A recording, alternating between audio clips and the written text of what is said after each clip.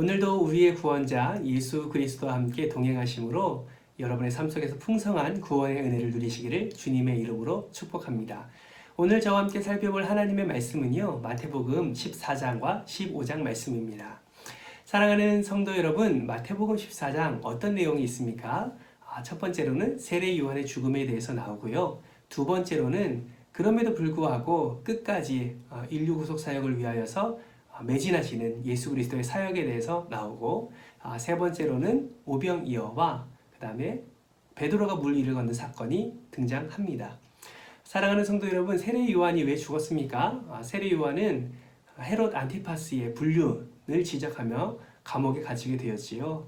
그러다가 헤로디아의 음모로 말미암아 결국 죽임을 당하는 그런 안타까운 일이 발생하게 됩니다.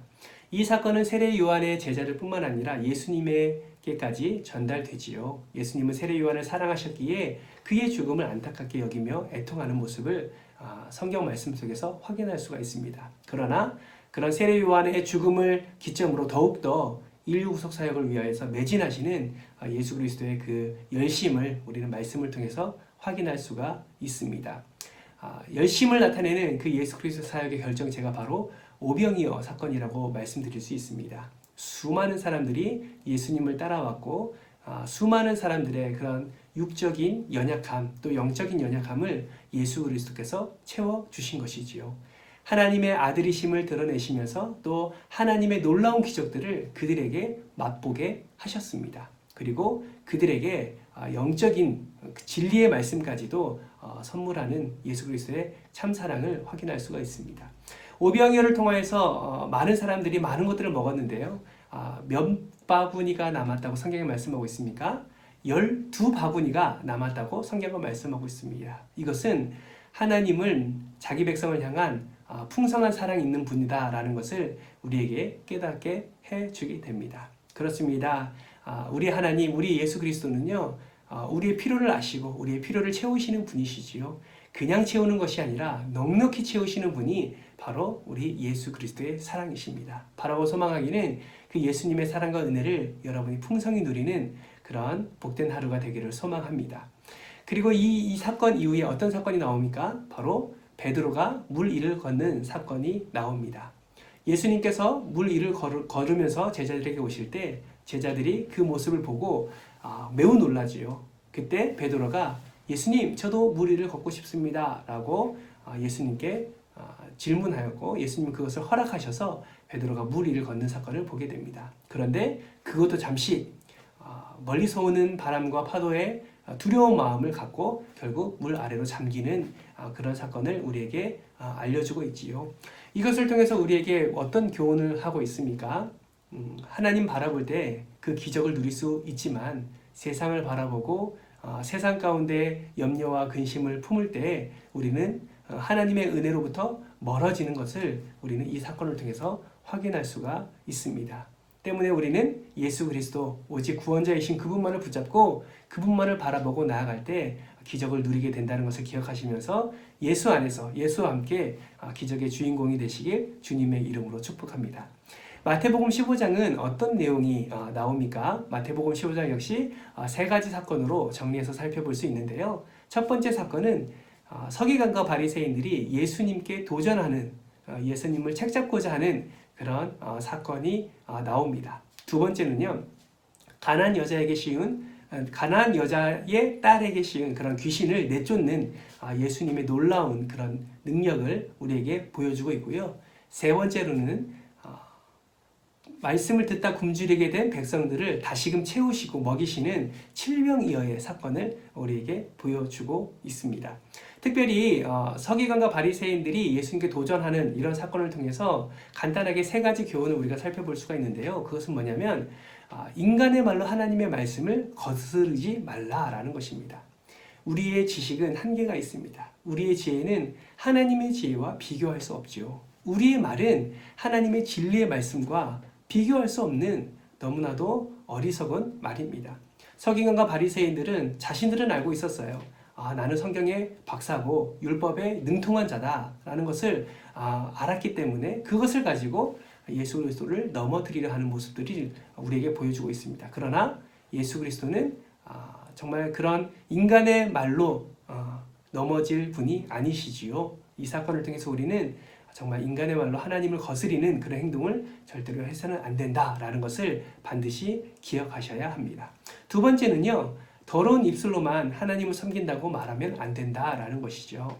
우리가 주여 주여 믿는다고만 고백하는 것으로 나의 주인이 예수 그리스도입니다. 나는 구원받은 그리스도인입니다. 라는 것을 드러낼 수가 없다라는 것입니다.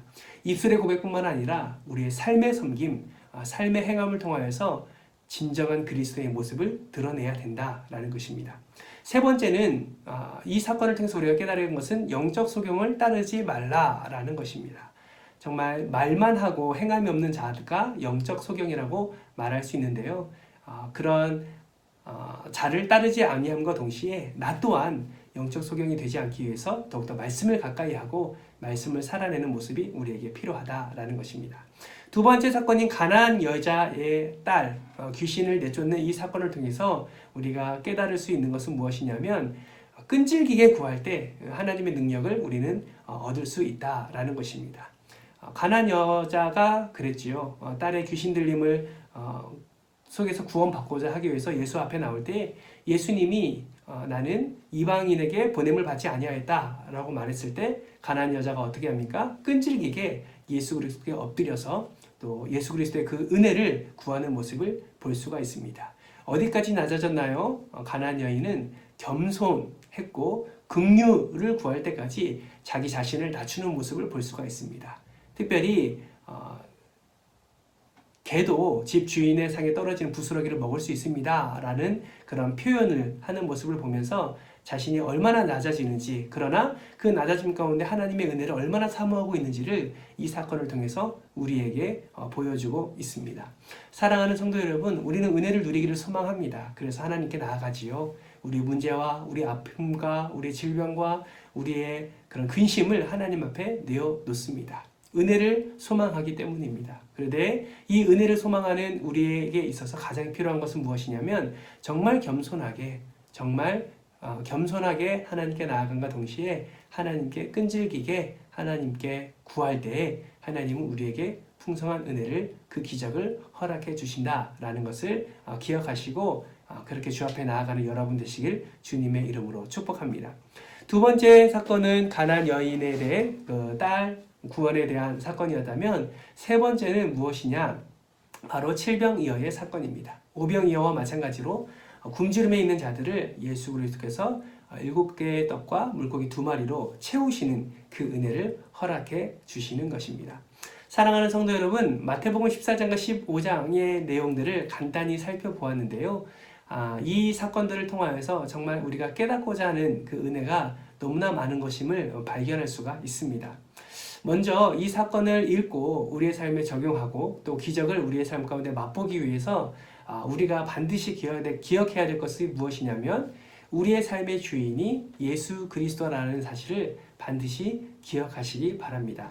모든 기적의 근원, 모든 복의 근원이 바로 예수님이다 라는 사실을 기억하면서 예수 그리스도가 어떠한 분이신지를 더 알기 위해 노력하고 또 그 지혜를 구하며 나아가는 저와 여러분이 되어야 할 것입니다.